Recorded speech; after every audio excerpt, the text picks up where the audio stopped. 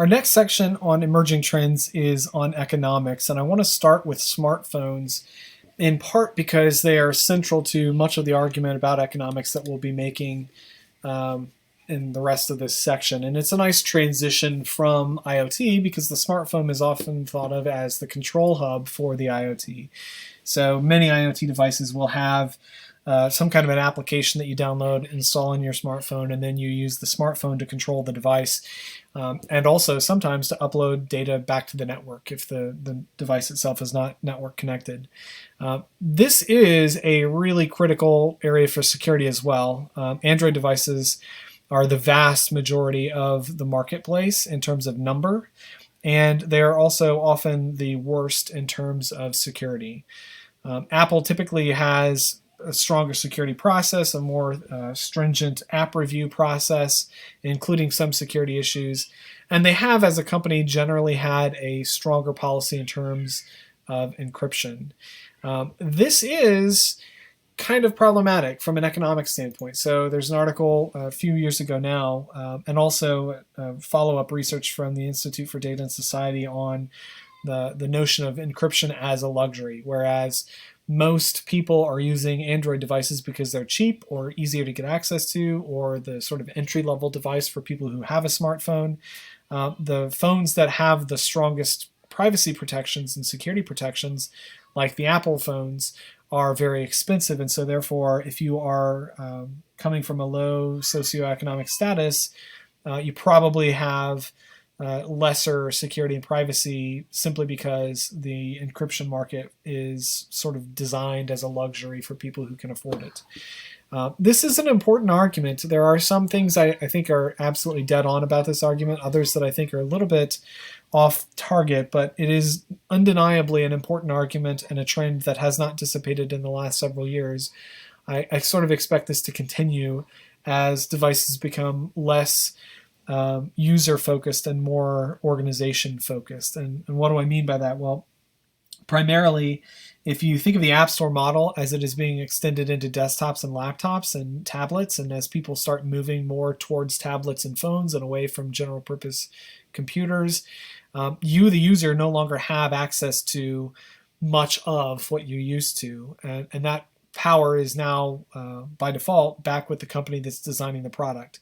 So we are kind of in a position where it is either a luxury from an economic standpoint. I can therefore purchase a product from the company that I trust most, or it's a luxury from a skill standpoint. I am an expert in technology, and so therefore I get the benefits of having security and privacy as a technologist, whereas most people just have to suffer with the whatever the defaults are, even if they are kind of intrusive. Economics has not been something that people have ignored in the security community. It has been a major way of thinking about security for over a decade.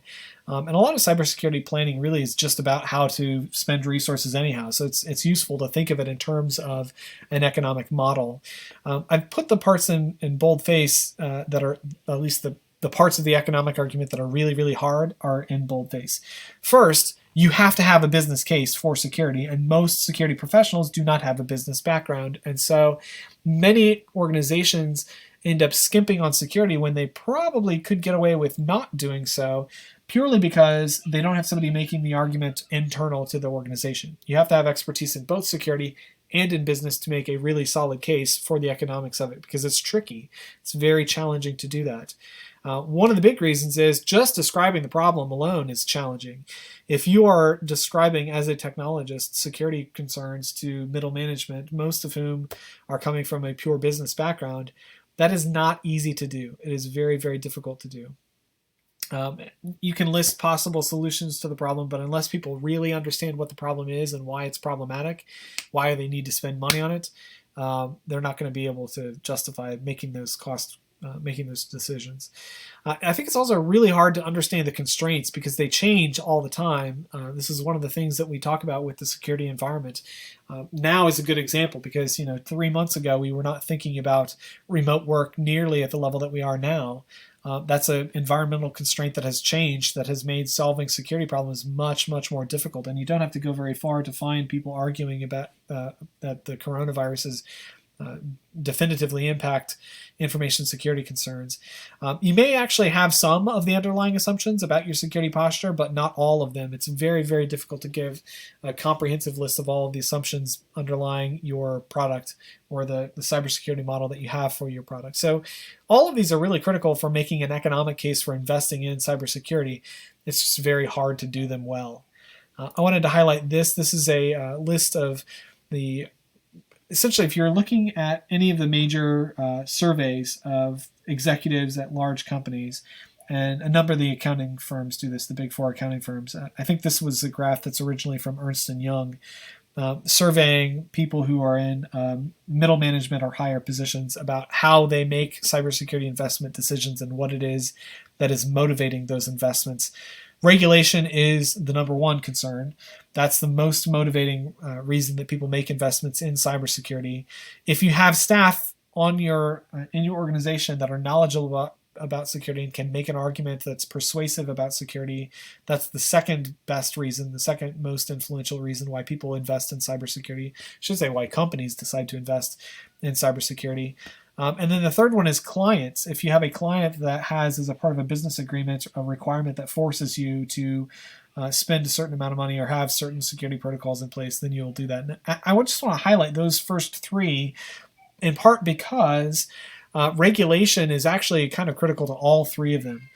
First, as a primary motivator, but second, as a way of, if you have staff who are remotely in touch with the security infrastructure of the organization, they're going to find out about regulations that are in relevant areas nearby, maybe not the exact domain that you're in, but maybe something similar to the domain you're in, or clients that have regulatory concerns they are just trying to pass on to you. So, for example, you may not be a healthcare firm, but if you work for a healthcare firm, you're going to have to sign a business associates agreement, and that's essentially a client-driven reason for investing in cybersecurity that's actually, ultimately, if you trace it all the way back to it, a result of healthcare regulations. So those first three are really the bulk of what investments, how investment decisions are made. I'd even maybe add that fourth one in there too, because most of the organizations who are being audited have to be audited because they have had some previous regulatory failure. So Google, Microsoft, Facebook, all the companies that have had a review in the last 20 years by the Federal Trade Commission and found to be lacking have to do yearly audits and produce them to the Federal Trade Commission as a result of those, what many people in the privacy community would look at as like a slap on the wrist, but now, the yearly audits end up being very useful down the road. Another important way to think about economics and information security is that security is an externality. You can model it as an externality. And if you haven't got a background in economics, it's worth defining externality. It's basically just a side effect or consequence of something that's happening in one area that affects people who are outside of that area. So environmental externalities are a great example of this. If you have an oil company that is taking advantage of the local environment, either by dumping chemicals in the lake or just burying oil in a field, or burying any of the byproducts in a field, those things can leach into the groundwater and affect the actual environment that people are getting water from for whatever community is nearby this oil refinery. That's a perfect example of an externality. And those are regulated for a reason. We want to make sure that whoever is actually forced to bear the cost is the person who's making the decision about whether or not to make that investment in the first place. And that's true for security as well. Most of the security concerns that people have in their lives are actually not something that they can control, right? My credit report, although I'm very interested in maintaining it and making sure that it's good, is not something I have direct control over. It's actually controlled by a number of companies, data brokers, that have access to tons of databases all over the world, some of which are accurate and some of which are not. And my ability to correct the record, correct those mistakes is limited. It's not the kind of thing that I can just do at the drop of a hat on a whim. So when you use a externality or use the externality view of things for security, you can answer important economic questions like how should restitution work? In the case of a data breach, in the case of a mistaken credit report. How should we apportion blame or responsibility for security concerns in something like the Equifax data breach? Is this the sort of thing that I should be responsible for as an individual? Probably not. Is this the sort of thing that we should just dump entirely on Equifax as their responsibility? Maybe, maybe not. Maybe there's actually a good argument that because this was such an unregulated industry, that Equifax was just the first one to get hit, and that if this had happened to any of the other big credit monitoring agencies, Equifax would be sitting in the background saying, "Oh wow, I can't believe that happened. Let's make sure that we've got our security together so that it doesn't happen to us." Right? There is at least the argument that they just happened to be the first one to get hit with something this big. It's also worth looking at vulnerabilities with an economic bent. Now, this is a very interesting and popular slide every time I do this in a physical class. Essentially, the numbers here have been redacted, and I'll show you those on the next slide. So as I'm going through these costs, see if you can think of a way to fill these numbers in. You might want to pause the video and come up with an actual value for each of these numbers so that you're able to get a sense of how accurate your guess was before we do the final reveal of these sorts of things. Okay, so the cost of information security incidents for U.S. companies in 2016. I couldn't find more up-to-date statistics of this sort of thing. It's generally hard to get good statistics about the costs of these sorts of things in general. So in 2016, so not this year, but somewhat recent, how much do you think it was as a low value and as a high value? Somewhere above this and below this. What are those two numbers? Cyber insurance. How much would cyber insurance premiums for a firm with a valuation of at least $500 million range? So the low value for cyber insurance premiums and the high value for cyber insurance premiums. Bug bounty programs. The idea behind a bug bounty program is if you find a bug on a product that a company is selling, the company has an interest in getting that bug from you directly rather than allowing you to sell the bug to some third party who might take advantage of it. And so these companies often will offer a bounty program to allow for an information security researcher who's found a bug to be paid directly by the company who produced the product. And this is just a very simple statistic. What is the average payout from bug bounty programs? Okay, and then largest confirmed bug bounty payout.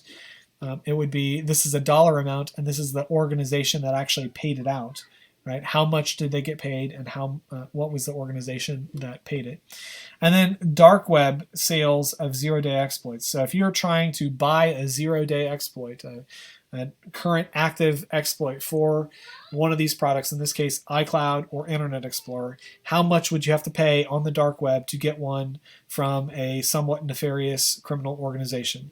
So this is an iCloud. How much is iCloud worth, and how much is Internet Explorer worth?